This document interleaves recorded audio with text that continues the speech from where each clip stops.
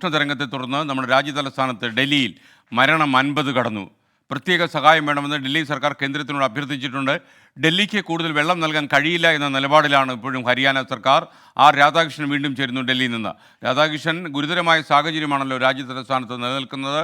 മരണം 50 എന്നൊക്കെ പറയുമ്പോൾ വല്ലാത്തൊരു അസ്വസ്ഥത ഉണ്ടാക്കുമല്ലോ, പറയൂ.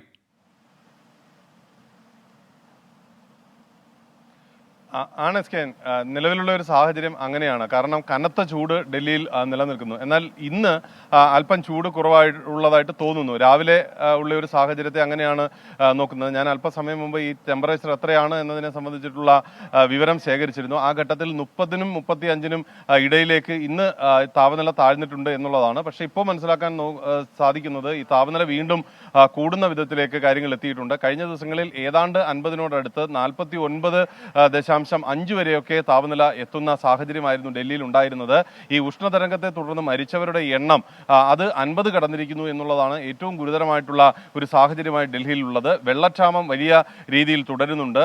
ജലവിഭവ മന്ത്രി അതിഷി ഈ വിഷയത്തിൽ പല ഉന്നതതല ചർച്ചകൾക്കും നേതൃത്വം നൽകിയിരുന്നെങ്കിലും അതിനൊരു പരിഹാരമൊന്നും ഉണ്ടാക്കാനായിട്ട് സാധിച്ചില്ല. മാത്രമല്ല, വളരെ പ്രധാനപ്പെട്ട ഒരു തീരുമാനം ഹരിയാനയുടെ ഭാഗത്ത് നിന്നുണ്ടായിരിക്കുന്നത് കൂടുതൽ വെള്ളം ഇപ്പോഴത്തെ സാഹചര്യത്തിൽ വിട്ടുതരാൻ സാധിക്കില്ല എന്നുള്ളതാണ്. ഇത് ഡൽഹിയെ സംബന്ധിച്ച് വലിയ തിരിച്ചടിയാണ്. പ്രത്യേകിച്ച് രാജ്യതലസ്ഥാനത്ത് ഈ ചൂട് കൂടുതൽ ആകുന്ന സാഹചര്യത്തിൽ വെള്ളമില്ലാതായി മാറുക എന്നുള്ളത് പ്രശ്നം കൂടുതൽ സങ്കീർണമാക്കുന്ന ഒരു അവസ്ഥയിലേക്ക് കാര്യങ്ങളെ കൊണ്ട് എത്തിക്കുന്നു. കേന്ദ്ര സർക്കാരിനോട് ഈ വിഷയത്തിൽ അടിയന്തരമായിട്ടുള്ള സഹായം വേണം, അഥവാ ഇടപെടൽ ഉണ്ടാകണം എന്ന ആവശ്യവും ഡൽഹി സർക്കാർ ഇതിന്റെ ഭാഗമായിട്ട് ഉന്നയിക്കുന്നുണ്ട്. സുപ്രീം കോടതിയിലടക്കം ഈ വിഷയത്തിൽ ഡൽഹി സർക്കാർ അവരുടെ നിലപാട് വ്യക്തമാക്കിയിരുന്നു. ഏതായാലും ഇക്കാര്യത്തിലെ ഡൽഹി സർക്കാരിന്റെ അഭ്യർത്ഥനയിൽ കേന്ദ്ര സർക്കാർ കൈക്കൊള്ളുന്ന തീരുമാനമായിരിക്കും വളരെ പ്രധാനപ്പെട്ടതായി അടുത്ത മണിക്കൂറുകളിൽ മാറാനായിട്ട് പോകുന്നത്. S K.